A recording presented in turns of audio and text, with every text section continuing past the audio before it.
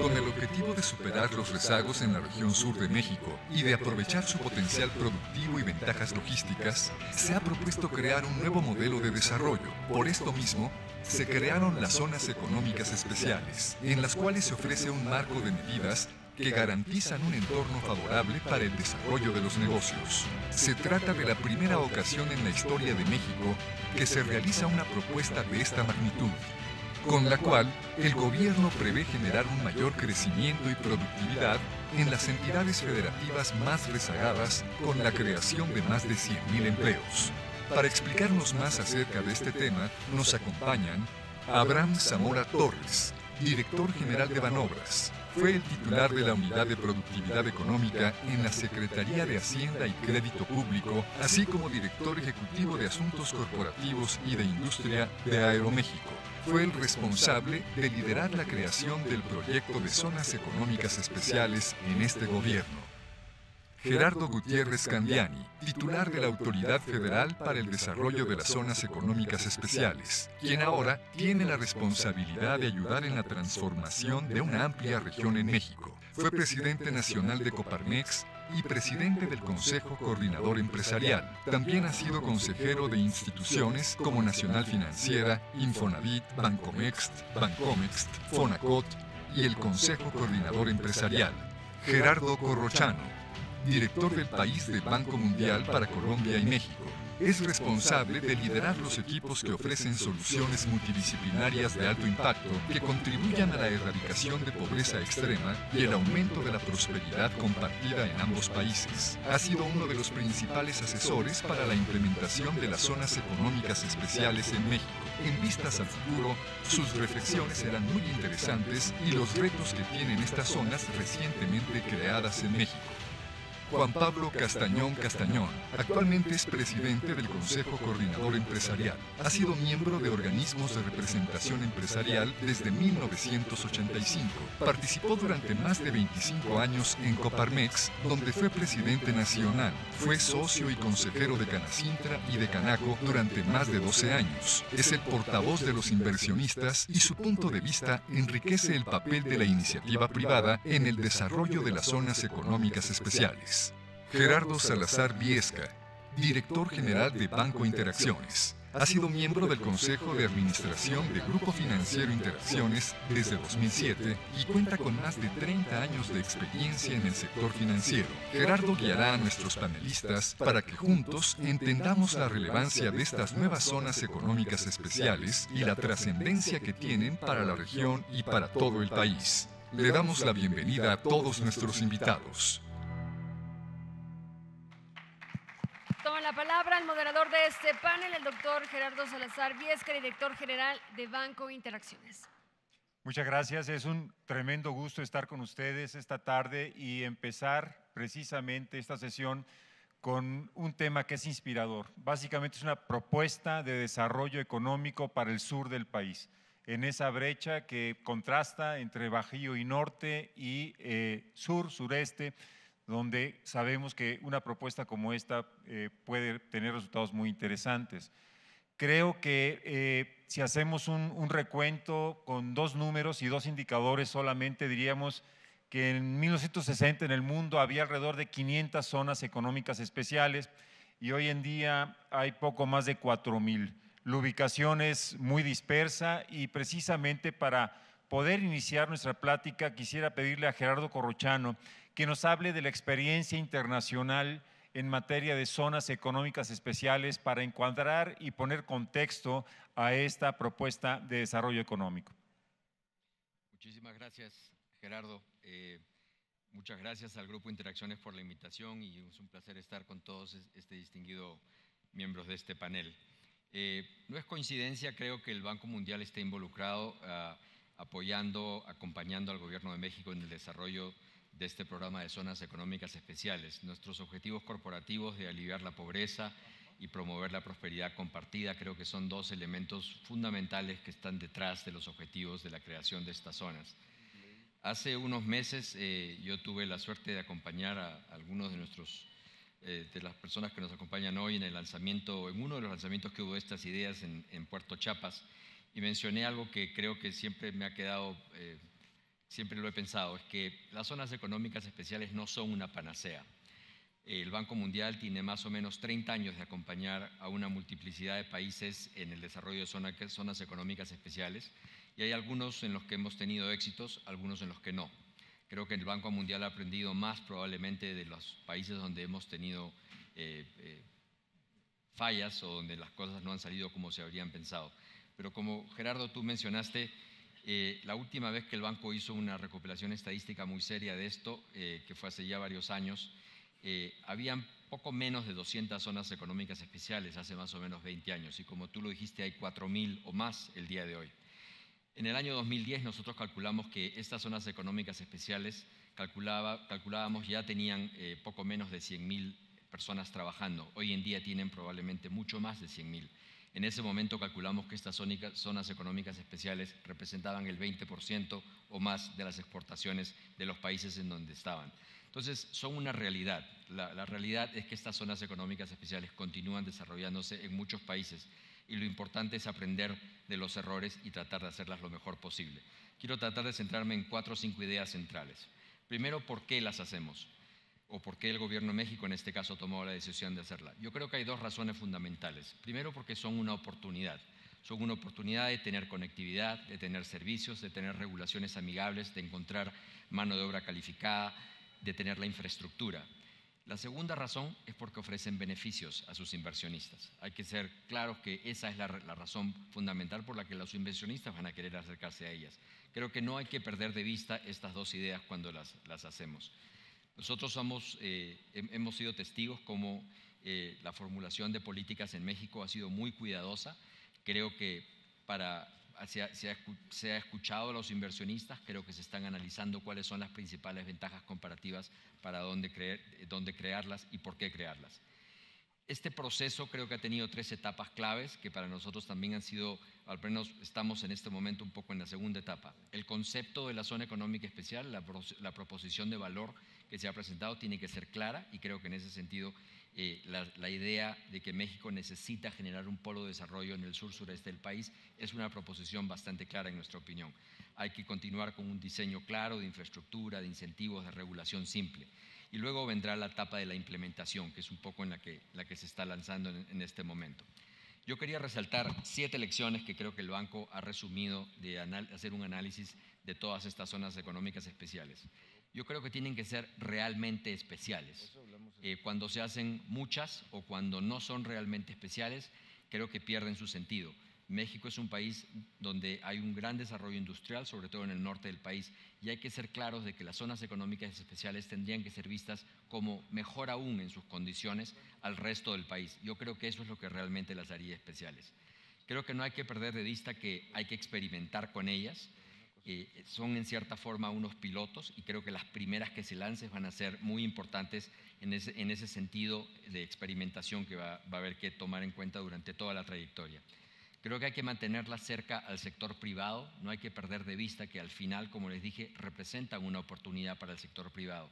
Muchas zonas económicas especiales se divorcian un poco de esa idea y empiezan a hacer proyectos públicos y pierden, creo, el sentido que los inversionistas buscan. El tema de los incentivos creo que va mucho más allá de lo que es infraestructura y lo que son incentivos fiscales. Hay una serie de incentivos no fiscales que nosotros creemos le van a dar una gran sostenibilidad a las zonas económicas especiales. Tiene que haber incentivos para la generación de empleo, tiene que haber incentivos para la reinversión, tiene que haber incentivos para integrarlas correctamente a las comunidades donde se realizan. Un punto importantísimo para nosotros es la integración de las zonas económicas especiales a los lugares donde se desarrollan. No pueden generarse enclaves, creemos que tienen que tener un encadenamiento suficientemente fuerte a las zonas, a los proveedores cercanos en donde se desarrollan. El apoyo político es fundamental, y creo que en ese sentido hemos visto un gran apoyo político por parte del Gobierno de México, pero hay que pensar que los beneficios de una zona económica especial son a mediano plazo, no son cosas que se realizan inmediatamente. Y por último, Las zonas económicas especiales hay que monitorearlas, hay que aprender de los errores en el transcurso de la implementación, hay que reformular correcciones y hay que seguir relanzándolas. Creo que hay que un poco evaluar y corregir durante el proceso. Puedo elaborar en cualquiera de estos puntos más adelante, Gerardo. Gracias. Un proceso de mejora continua seguramente y quizás se pueda aprovechar mucho de lo bueno y lo malo que ha pasado alrededor del mundo. Y yendo de lo general a lo particular, Abraham, creo que con tu inmejorable posición de director general de Banobras tienes un panorama bastante interesante de desarrollo regional. El caso mexicano, después de escuchar a Gerardo platicar de, digamos, las generalidades a nivel global, ¿cómo podríamos aterrizar este tema en nuestro país, en México? Sí, gracias, Gerardo. Bueno, primero también quiero agradecer la oportunidad que me dan de platicar de las zonas económicas aquí con ustedes hoy. A nosotros en Banobras nos tocó incubar de alguna manera el proyecto desde la Secretaría de Hacienda.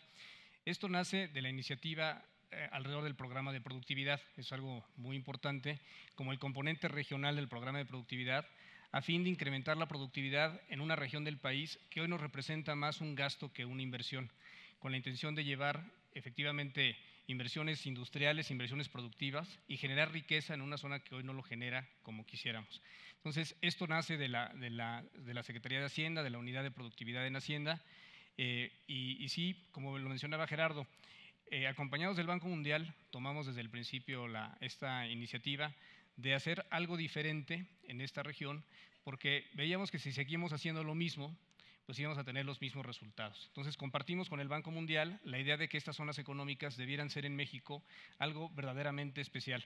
Por eso es que pusimos varios elementos que quisiera yo mencionar, que están reflejados incluso en la ley. Hoy hay una ley, cosa que es algo también muy importante. Como bien lo dijo Gerardo, en su momento nos reunimos con el sector privado, cuando estaba Gerardo incluso en el Consejo Coordinador Empresarial, Juan Pablo en Coparmex. Tuvimos reuniones con más de 40 grupos, asociaciones, empresarios con los que platicamos, y básicamente la pregunta que hacíamos era, ¿qué es lo que sucede en el sur-sureste que la gente no invierte en esta zona? Y nos decían, bueno, primero no es fácil invertir, no hay certeza jurídica en muchos aspectos. Ya tenemos el caminito muy andado en el centro, en el Bajío, hacia el norte, pero en esta zona no. Entonces, ¿qué fue lo que hicimos al poner esto en una ley?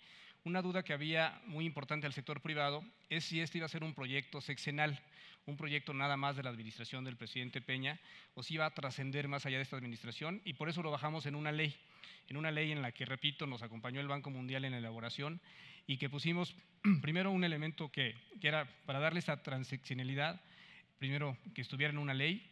Segundo, estamos poniendo una figura que es un administrador integral, que va más allá, que es un privado, idealmente un privado, que va a recibir la concesión o el permiso para desarrollar la zona económica especial por al menos 40 años, renovables por otros 40, obviamente con un criterio de rentabilidad.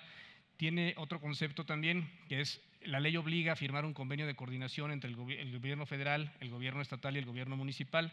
¿Por qué? Porque otra duda de los inversionistas es, oye, siendo un proyecto federal, ¿qué me garantiza que el Estado o el municipio pues, van a hacer la parte que les corresponde? Entonces, está previsto en la ley que deben firmar el Estado y el municipio un convenio en el que se obliguen a hacer ciertas cosas y que sea pasado por el cabildo y por el gobierno local, para que no el nuevo gobernador o las nuevas instancias locales lo puedan cambiar.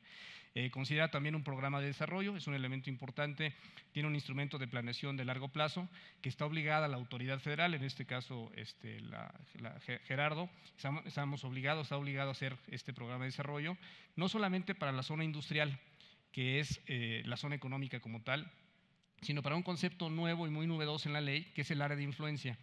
Algo que vimos al repasar con el Banco Mundial la experiencia de las zonas económicas especiales, que la mayor parte de las zonas económicas en el mundo que han sido exitosas son aquellas que no solamente son enclaves industriales, sino que tienen un impacto social y económico más allá del propiamente industrial de la zona. Entonces, por eso incluimos este programa de desarrollo en el cual está obligado el gobierno con los gobiernos locales a desarrollar cosas más allá propiamente de la zona industrial. Viene, por supuesto, acompañado, en eso a lo mejor Gerardo va a platicar más con detalle, estamos obligados a poner incentivos, como mencionó Gerardo, de carácter fiscal, de carácter no fiscal, incentivos federales, incentivos también locales. La ley obliga a que sean por al menos 8 años estos incentivos y pueden variar conforme también a cada zona económica. Y un último concepto que quisiera yo llamar la atención, que viene incluida en la ley, es el concepto de ventanilla única, que aquí estamos probando, en México hemos probado, la regulación lo permite, el concepto de ventanilla única, pero aquí se quiere probar que se haga un solo trámite a nivel federal, estatal y municipal para los inversionistas, que facilite la inversión y que con esto también atendamos esta inquietud del sector privado. Adicionalmente, está previsto en la ley que exista una sola jurisdicción en la zona económica especial, que sea la jurisdicción federal y que va a ser parte también de lo que se conviene. Entonces, todos estos elementos nos permiten decir que las zonas económicas especiales, conceptualmente diseñadas y aterrizadas en una ley, tienen los elementos que aprendimos de la experiencia internacional que nos compartió el Banco Mundial para poder hacerlas exitosas en México.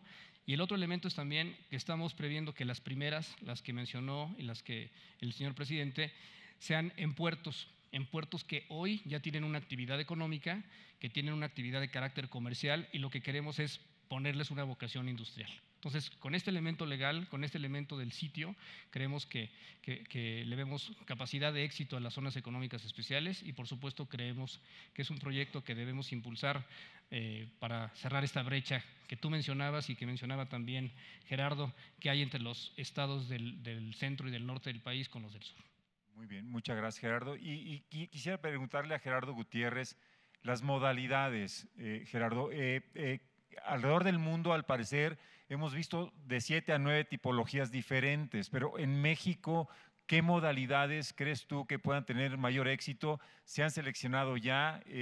¿Cuál es el estatus? Bueno, antes que nada, muy buenas tardes a todos. Gracias a Carlos Hank, a Carlos Rojo, a Manuel Arroyo, que le dio hambre y se fue antes de tiempo, pero bueno. Y sobre todo aquí a mis compañeros panelistas, a muchos amigos periodistas, funcionarios. Aquí habemos 3 Gerardos, eso demuestra que no hay Gerardo malo. Sí, puede haber un cuarto y un quinto y no son malos. Y por supuesto a mi presidente, a Juan Pablo Yabram, siempre ha sido una gente que ha impulsado, ha creído muchísimo en las zonas y que además pues, le reconocemos siempre el trabajo que él presidió en este impulso tan importante y en esta visión integral de país para el sur-sureste, que son las zonas económicas. Pues mira, las zonas económicas, como bien dijo Abraham, es una visión integral, es una visión donde tenemos que generar un cambio importante de las condiciones de vida. Como ustedes saben, hoy el sur-sureste pues tiene circunstancias políticas, económicas y sociales que hay que revertir, y la mejor manera de revertirlo es a través de un modelo exitoso de política pública integral que nos permita generar los niveles de inversión de más y mejores empleos bien remunerados y de condiciones de riqueza que podamos distribuirlos para precisamente ir generando estos cambios fundamentales. Y aquí, a través del esfuerzo que hizo en su momento la Secretaría de Hacienda y que sigue haciendo, y por supuesto también Banco Mundial y un grupo de asesores, lo que hicimos fue identificar qué modelos realmente habían funcionado. Como tú bien mencionaste, Tocayo, son cerca de 4,000. Pues lo que hicimos es ver qué había funcionado y sobre todo qué tipo de incentivos podíamos dar para que realmente fuera lo suficientemente atractivo para atraer las inversiones a estos polos que, a pesar de las circunstancias que se tienen, pues puedan venir las inversiones. Entonces se escogieron las mejores prácticas a nivel internacional, siempre con el ayuda, como le digo, de Banco Mundial. Hoy tenemos definiciones, como ustedes saben, son 10 estados los que a través de la ley pueden ser susceptibles a una zona económica. El compromiso presidencial son 4 primeras zonas, una en Lázaro Cárdenas, otro en el Istmo de Tehuantepec, otra también en Puerto Chiapas, y la 4ª va a ser en la parte del corredor energético de Tabasco y Campeche. Y luego estamos pensando hacer 3 zonas de nicho, una en Yucatán de innovación y desarrollo tecnológica, otra de proveeduría de segundo y tercer nivel para sectores estratégicos, para clústeres estratégicos en Puebla, y luego en Hidalgo con toda la cadena de valor textil y confección. Entonces estamos haciendo que las zonas no compitan, sino se complementen, y podamos realmente hacer un desarrollo regional importante. Y para esto también un poquito complementando lo que ya se mencionó, pues es una visión integral, donde vamos a tener un paquete de incentivos muy sólidos, de gran aliento y de gran alcance. Esto seguramente se va a estar anunciando antes de que termine este año, donde las empresas, a través del compromiso de la inversión, van a poder tener condiciones muy favorables. Vamos a tener incentivos laborales, vamos a tener también, como dijo Abraham, lo que está pensando hoy es tener dentro de las zonas económicas o como parte de las zonas económicas, o una visión integral también centros logísticos, porque hoy, como todos ustedes saben, pues las empresas no nada más están viendo cuánto les cuesta producir, sino cuánto les cuesta llegar a los mercados y al consumidor final. Y por supuesto con una parte de certidumbre jurídica muy importante a través de lo que ya se mencionó, de cartas de intención y convenios de coordinación con los estados, donde adicional a eso estamos promoviendo leyes de zonas económicas estatales que nos ayuden a tener una certidumbre jurídica y que sean avaladas y aprobadas por los congresos locales y los municipios, obviamente también con el cabildo. Entonces estamos haciendo toda una estructura muy importante, y los programas de infraestructura que creemos que son básicos, programas de infraestructura que vayan enfocados precisamente a que las zonas económicas tengan los centros logísticos que les permita realmente ser mucho más competitivos y productivos, y en eso estamos trabajando en aeropuertos, en puertos, en carreteras y en obras también ferroviarias. Entonces, esto es una visión integral del Estado mexicano, fue parte de lo que nos emocionó a participar aquí. Yo creo que al final el sur-sureste puede tener condiciones de política pública que no había tenido hace mucho tiempo.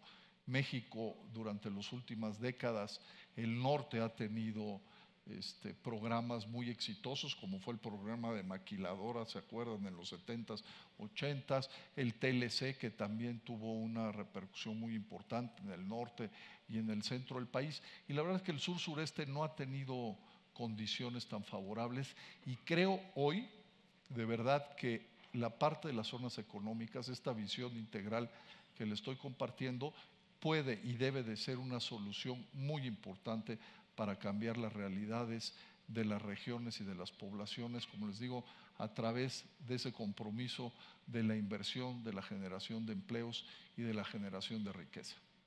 Importantísimo esto que mencionas, ¿no? Le dejo a la audiencia y también al panel 5 indicadores entre este Bajío Norte versus Sur, y no debería decir versus Sur, ¿no? O en comparación al Sur, porque los mexicanos no estamos encontrados, no somos enemigos, somos mexicanos en todas las regiones. Pero el PIB per cápita, por ejemplo, en los últimos 35 años ha crecido en el Bajío Norte 51%, en el Sur solamente 9%. El tema de la productividad, en el Bajío Norte en promedio la productividad es 2,5 veces la del Sur. También el tema de pobreza, 3 de cada 10 personas en el Bajío Norte son pobres, en el sureste y sur son 7 de cada 10 personas. Es una cosa que alarma. Y también viéndolo por nuestra actividad en Banco Interacciones, municipios que tienen que luchar con alta marginación, y seguramente es una experiencia que Abraham en Banobras también puede compartirles. Hemos visto que en el Bajío Norte 6,4% de los municipios están en marginación alta, mientras que en el sur es el 70,7%. Es un tema donde hay áreas de oportunidad muy relevantes. Y Gerardo creo que hacía una alusión muy importante a esos programas que se fueron diseñando y desarrollando 70s y 80s, con parte de las políticas públicas que hoy son una realidad en 4 sectores de actividad económica: la automotriz, la maquiladora, la eléctrica, electrónica, la aeroespacial y también la agroindustrial, que es algo muy interesante, ¿no? Esto ha hecho de México el 6º exportador de vehículos, el 1º de pantallas planas, el 4º de computadoras, el 5º de electrodomésticos y el 8º de celulares. Esto lo menciono rápidamente, Juan Pablo, porque quiero hacer ese preámbulo. Quiero hablar de vocaciones empresariales en el sur-sureste. Tus agremiados, ¿qué te platican? Seguramente como todos los mexicanos hablamos de problemas, pero eventualmente queremos aprovechar estos programas y políticas públicas para resolverlos. Y la problemática del sur-sureste pues tiene que ver con infraestructura deficiente o baja competitividad, capital humano insuficiente o uso fragmentado de la tierra, entre muchas otras cosas. Pero más allá de la problemática, tus agremiados, tus empresarios, ¿qué te dicen? Yo quisiera en el sur-sureste dedicarme ¿a qué? ¿Cuál es la vocación ideal? Creo que Gerardo Gutiérrez ya empezaba a platicar de pues, corredores energéticos y cierta complementariedad de actividades, pero el sector empresarial, ¿qué ves, Juan Pablo? ¿Qué te dicen? ¿Qué convicciones puedes compartir con todos nosotros? Bueno, muchas gracias también por la invitación al Grupo Interacciones y al financiero Bloomberg, y a ti, Gerardo, que nos coordines en este panel y en este foro tan importante. A los tres Gerardos, es un gusto estar con ustedes. Abraham y yo hacemos el nivel porque luego se desnivelan entre los Gerardos. Pero sí, muchas gracias. Me parece que la inversión se va a dar en donde pueda tener las mayores probabilidades de éxito y tenga una rentabilidad con menor riesgo posible. Entonces tenemos que ver qué inversiones pueden darse en el sur-sureste que puedan tener estas características.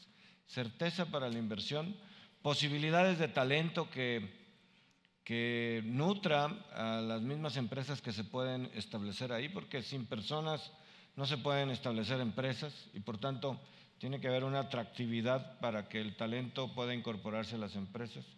Y tiene que haber posibilidades de regulaciones, política pública que facilite y que genere la atractividad suficiente para realizar las inversiones. Sería, por supuesto, que iluso pensar que vamos a iniciar clústeres que ya están en plenitud, pero sí pueden ser industrias que complementen los clústeres que ya tenemos y sobre todo las vocaciones que se tienen en el área. Y en el área tenemos vocaciones de logística y vocaciones energéticas que son fundamentales. Y la vocación logística del puerto de Salina Cruz y el puerto de Coatzacoalcos nos da ahí pues desde hace 100 años una vocación que México tiene en materia logística y que unido con Puerto Chiapas y sobre todo con Lázaro Cárdenas puede alimentar y fortalecer los clústeres que ya hemos venido construyendo en México. Y hay una vocación interesantísima que me parece que hay una gran oportunidad, que es sobre la agroindustria de lo que sabemos hacer en el sur-sureste del país. Me impresiona saber que en Campeche tenemos un plan de 5 años de inversión de 100,000 hectáreas de aceite de palma o de palma para aceite. Y la industrialización del aceite de palma y como un alimento proteico importante y además sano es junto con otros productos que del campo pueden salir por las vocaciones naturales de allá, en donde la biotecnología y la generación de valor puede asentar centros de investigación, programas de estudio de universidades y puede incluso generar proyectos de valor agregado importante que podríamos tener en aquella zona. Pero lo trascendente es que pensemos que este es un horizonte de planeación y de ejecución de 25, de 30 o de 40 años. Hay que recordar cómo inició la industrialización de la frontera norte, con industrias básicas, y también bien podríamos pensar que podemos recuperar industrias textiles, de industrias que requieren de poco a poco ir capacitando la mano de obra hasta que se vaya dando el valor agregado en algunas industrias. Y yo creo que en manufactura básica, en industria textil, bien podríamos tener unas vocaciones aprovechables en el sur-sureste. Condición fundamental, certeza jurídica, desregulación, que haya una alineación entre la política pública de los municipios, el Estado y la Federación, y que se complemente con la incorporación de pequeñas empresas de servicios y poco a poco se vaya formando una cultura de complementariedad entre el pequeño empresariado que puede ir creciendo o empresas pequeñas que puedan ir complementando en aquellas zonas. Si lo vemos en la perspectiva general, pues vemos que el tranche es largo, Pero si ya lo vemos específicamente, Coatzacoalcos, Lázaro Cárdenas, ahí vemos extraordinarias oportunidades de corto plazo. Y si lo unimos a Salina Cruz y lo que podemos hacer en Puerto Chiapas, creo que ahí tenemos vocaciones logísticas, conectividad con Centroamérica, conectividad con nuestros clústeres del Bajío y del Norte, que pueden ser una extraordinaria oportunidad. Muy interesante, porque si formuláramos la pregunta para todos de cuáles deberían ser las claves para tener una zona económica especial exitosa, mucha gente llega a decir que es un enfoque integral, no es solamente un beneficio fiscal, no es solamente a lo mejor una ventaja aduanera o comercial, sino una zona con verdadero potencial productivo que está ligada a vocaciones, como lo que acabamos de escuchar que Juan Pablo nos acaba de compartir. Ahora, hay un dato interesante en la literatura técnica respecto a este tema que te dice que menos del 50% de las zonas económicas especiales en el mundo han sido exitosas. Y eso es un tema relevante. Y quisiera, pues a lo mejor, preguntarles a todos ustedes, pero muy rápido, que le den un número del 1 al 10 a los siguientes factores que podrían o no considerar claves. Ahí les van uno, por favor. Primero, infraestructura económica y social. ¿Qué le dan? ¿Un 10, un 9, un 8? El segundo, certeza jurídica, algo que se acaba de mencionar ya en 2 intervenciones de los miembros del panel. 3, innovación. 4, acceso al crédito productivo. 5, desarrollo urbano sostenible. Ese es un tema multifactorial, no son todos los factores, pero decidí hacer esta lista muy pequeña de 5 grandes factores, pues para ver dónde los priorizan, a quién le dan el 10, la calificación más alta, y a quién le podrían dar una calificación incluso menos importante. ¿Quién quiere empezar? Esto es abierto. Por favor, Gerardo. Ya que a mí me toca, pues si me permiten. Mira, yo más que ponerle una calificación, si me permites, yo creo que es un todo. La infraestructura es fundamental porque es como el huevo y la gallina, ¿no? O sea, no podemos llevar inversión donde no existe la infraestructura. Entonces ahorita estamos trabajando para generar en estos polos infraestructura básica para poder tener acceso a los principales mercados. Entonces eso es fundamental y yo creo que tiene el mismo peso que la parte, por ejemplo, de incentivos.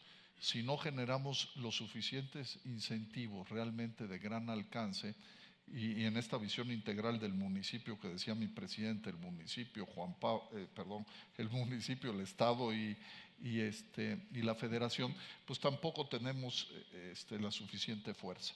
En el tema de I+D, yo creo que es fundamental. La transferencia de tecnología se va a dar a través de las asociaciones, de la proveeduría, del encadenamiento de valor y sobre todo de empresas que estén enfocadas al sector exportador.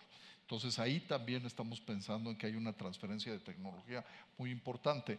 Y también en temas del crédito es fundamental porque lo que hemos venido platicando con la autoridad es que la banca de desarrollo y la banca comercial tiene que ser muy agresiva. O sea, tenemos que tener una visión realmente de tener créditos de muy largo plazo, porque así es la visión de una zona económica, realmente a tasas muy preferenciales que les permitan al emprendedurismo y a la proveeduría y sobre todo al empresariado mexicano, a la pequeña y mediana empresa que tiene una gran oportunidad en toda la parte de encadenamientos de valor a poder participar de manera exitosa. Y terminaría simplemente diciéndote que el desarrollo sostenido y sustentable lo estamos viendo en las áreas de influencia. Al final, esta es una visión que tiene necesariamente que permear y beneficiar a las áreas de influencia, que son las poblaciones aledañas y las regiones. Gracias, Gerardo. Abraham. Sí. Yo creo que, comparto lo que menciona Gerardo, creo que todos los elementos que escogiste son muy importantes para el éxito de las zonas. Sin embargo, yo pondría en el número 1 quizá la parte de la certidumbre jurídica. Esa es una zona en particular donde se vive una tensión social, se vive, digamos, un escenario diferente al resto del país y donde por alguna razón precisamente no han llegado las inversiones. Entonces, yo sí creo que la certidumbre jurídica es algo que los empresarios, digamos, las cámaras, asociaciones, lo pusieron siempre en la mesa, ¿no? ¿Qué nos garantiza de verdad? Primero, que esto sea de largo plazo y segundo, que también podamos hacerlo, ¿no? Entonces, yo sí pondría muy enfáticamente la certidumbre jurídica, o sea, como muy, muy relevante.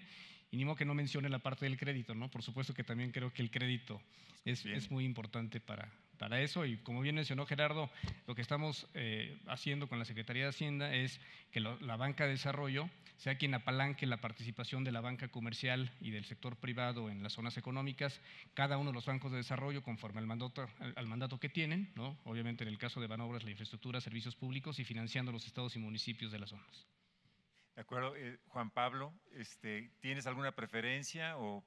Sí, yo coincido con Abraham que la cabeza de todo es la certeza. Y no solamente por la seguridad que te puede dar para las inversiones que el programa exista, sino debe ser un programa de largo plazo y que el Estado mexicano garantice que va a permanecer independientemente de los planes sexenales que podamos tener. Es una visión de Estado estratégica que puede entonces dar la seguridad, la tranquilidad que las inversiones se puedan dar. Y en el tema del crédito, tanto facilitar para que se desarrollen, se capaciten, se certifiquen las pequeñas empresas que puedan sumarse a cadenas de valor, como la infraestructura que se pueda financiar en APPs, en modelos donde participe la banca de desarrollo y la banca comercial, pero si tenemos inversiones y no tenemos infraestructura, solamente vamos a tener una generación de inversiones que se colapsen. Entonces, la infraestructura es un facilitador importantísimo para esto. Muy bien. ¿Y Gerardo Corrochano?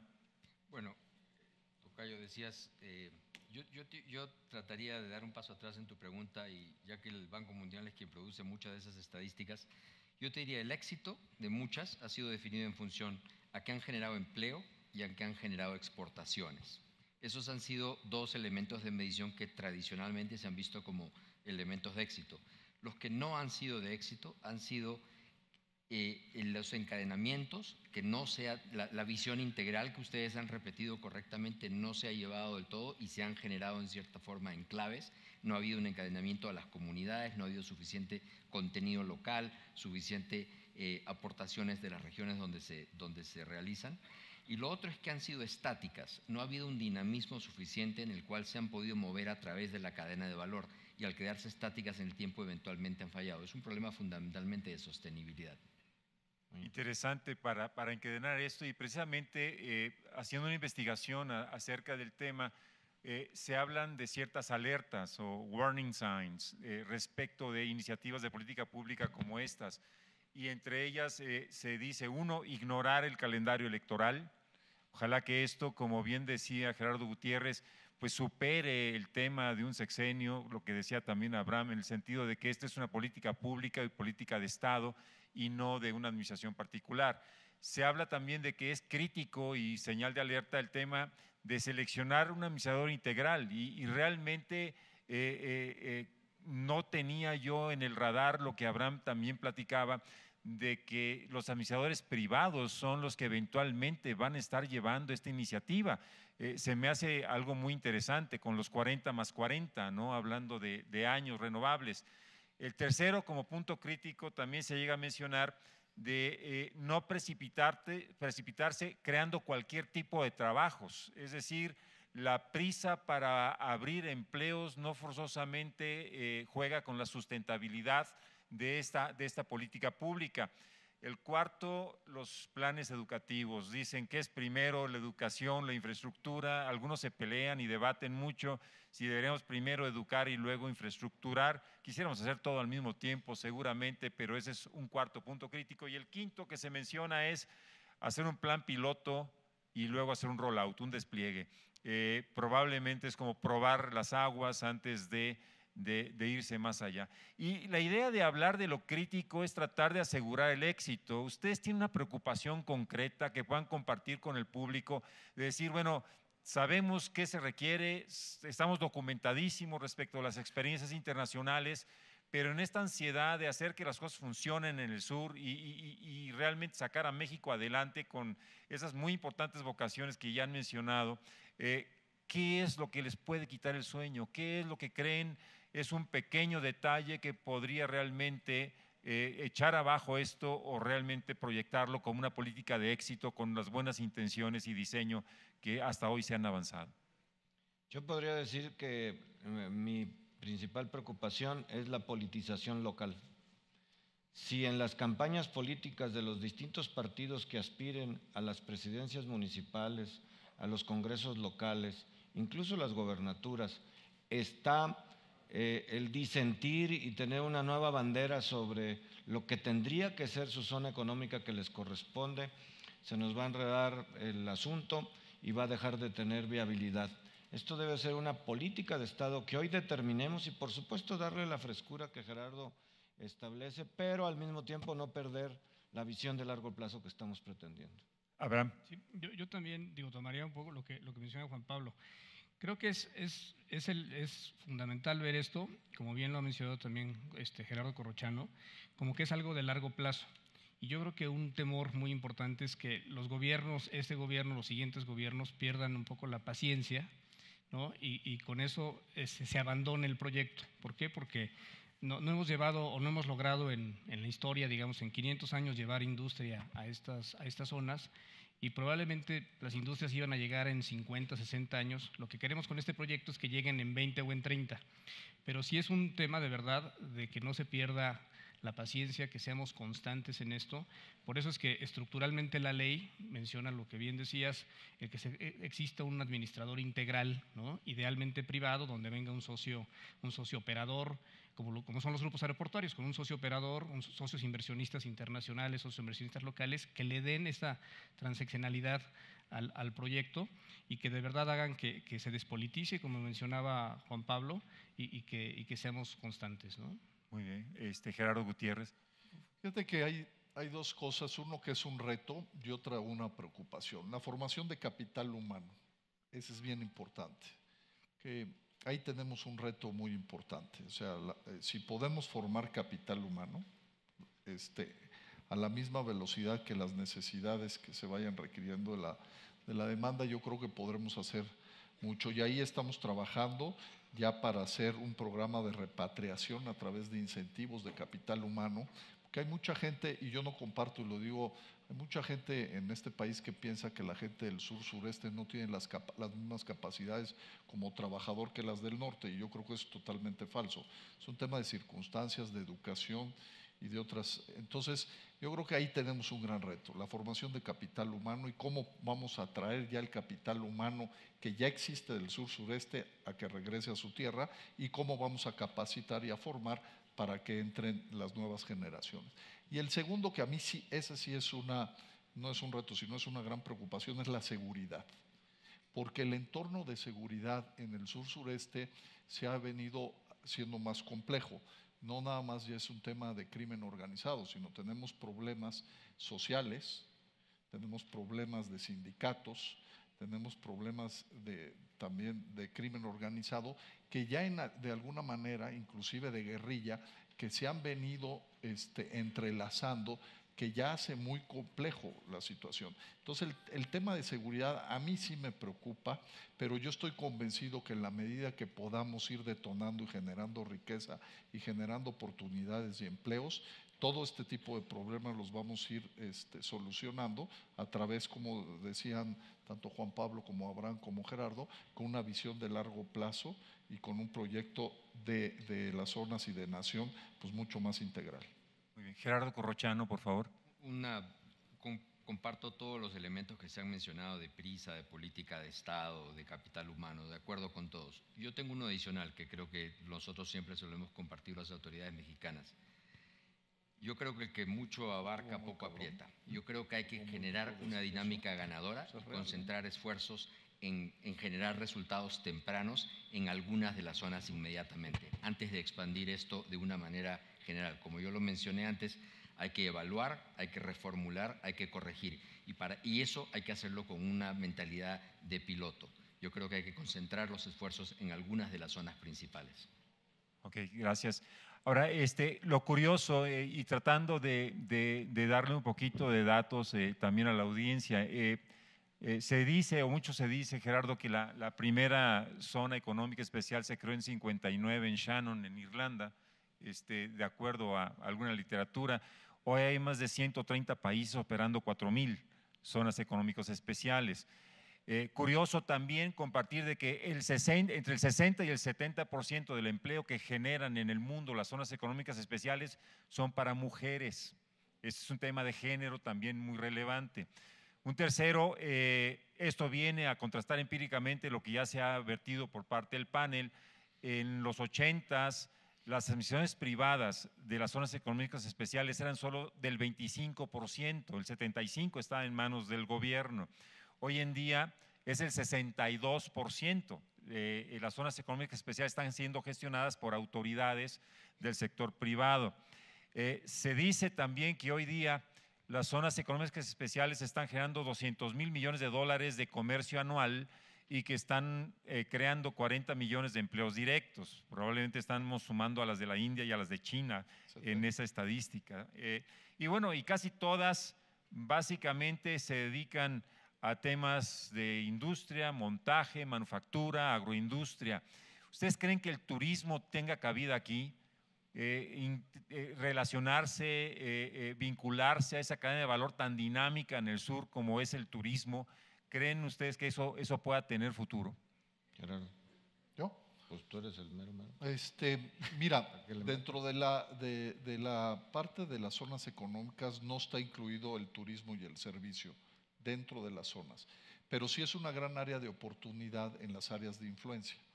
Porque lo que se está tratando, como te digo, en esta visión integral, es de que no nada más desarrollemos un macroparque industrial con condiciones muy favorables, sino esto no tendría ningún sentido si no hay un beneficio directo a toda la población, y en este caso de las 3 primeras zonas, de los 26, 27 municipios que van a ser susceptibles a eso. Entonces, yo sí veo al turismo como una gran área de oportunidad, y máxime que dentro del paquete de incentivos fiscales locales, sí estamos incluyendo algunos incentivos para la parte de las áreas de influencia. Entonces yo sí creo que tiene una gran relevancia el turismo. Quizá nada más complementando un poco lo que menciona Gerardo, las zonas económicas están pensadas, como bien lo decía él, para actividades de alto valor agregado. O sea, lo que se intenta es llevar a estas zonas, de verdad es lograr una transformación económica de lo que ahí se hace.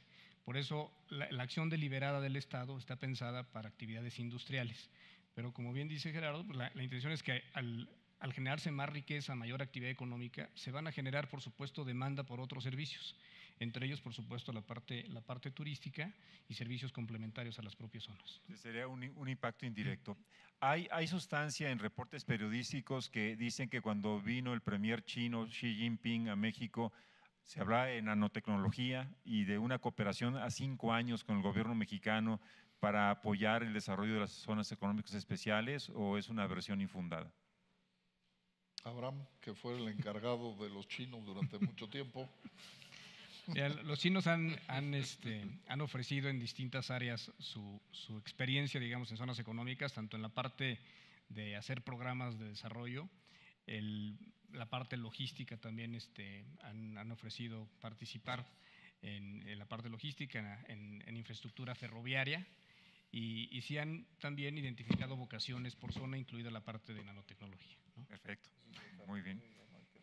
Bien, ya sabes que hacen de todo, entonces. Hacen de todo. Lo ferroviario ya no lo menciones. Ya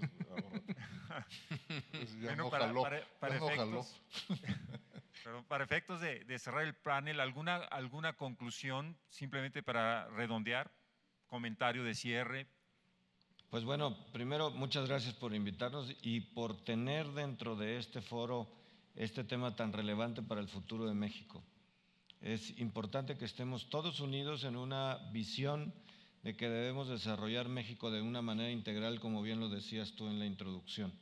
Y eso significa hacer un esfuerzo extraordinario sin que dejemos en la búsqueda del desarrollo de las demás regiones del país, enfocarnos en el esfuerzo coordinado para desarrollar el sur-sureste del país, porque no podemos tener las desigualdades que hoy en día tenemos por regiones.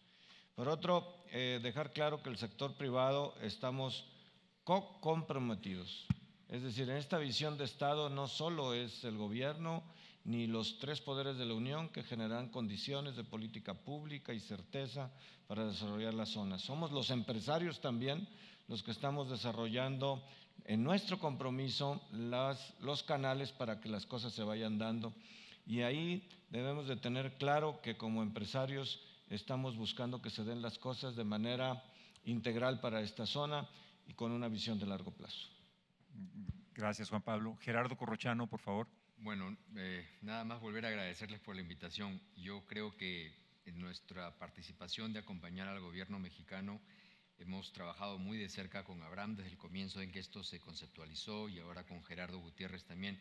Y hemos visto un esfuerzo serio, oportuno, uno que destapa todas las piedras para ver qué cosas se puede aprender. Creo que el Banco Mundial ha sido un privilegio para nosotros acompañar en toda esta conceptualización y esperamos continuar con el esfuerzo. Creemos que esto se ha hecho de una manera diligente y creemos que al mismo tiempo que tiene una gran probabilidad de éxito. Creo que este es un ejemplo mundial realmente de un esfuerzo complejo, definitivamente, en el que creo que se ha tratado de realmente absorber y aprender las mejores experiencias de todo el mundo. Gracias, Gerardo. Abraham, por favor. Pues mira, sobra que diga que yo personalmente soy muy convencido de que hay que hacerlo y creo que aún hoy, en época de astringencia presupuestal, ahora más que nunca hay que empujar cosas contracíclicas como estas para generar actividad económica en ciertos lugares y más donde más se necesita. Y creo que hay condiciones para hacerlo.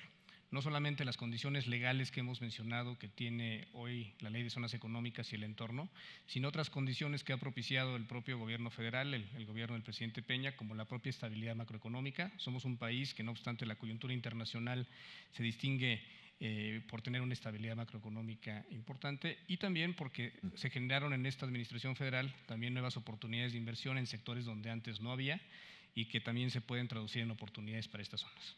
Gracias, gracias, Abraham. Gerardo, por favor. Oye, yo nuevamente agradecer a los anfitriones, saludo al subsecretario. Y por cierto, también muchas gracias a los sí, y por supuesto agradecer a los panelistas. Yo les pediría, más que una conclusión, les pediría el apoyo.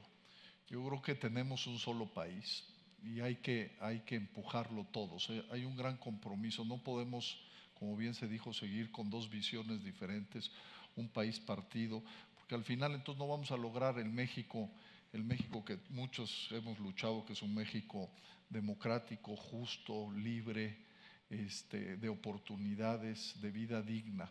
Entonces es bien importante que grupos tan importantes como es Interacciones, como es el financiero Bloomberg, que tienen una gran responsabilidad con el país, nos acompañen y nos ayuden en este proceso de poder convencer y de poder generar esos pesos y contrapesos que son tan necesarios para que realmente las zonas económicas sean una respuesta contundente del Estado mexicano a esas necesidades y esas carencias que se tienen ya hace cientos de años. Yo creo que el sur-sureste se lo merece y sobre todo se lo merece nuestro país. Gracias. Gracias. Indudablemente creo que México hoy está recibiendo un llamado y probablemente es un grito. Hay dos dimensiones que son el tiempo y la oportunidad, que nos están recordando a todos los mexicanos que el que no quiso cuando pudo, no podrá cuando quiera. Es ahorita, es hoy que tenemos que aprovechar esta oportunidad por el beneficio del país. Muchas gracias a todos los panelistas.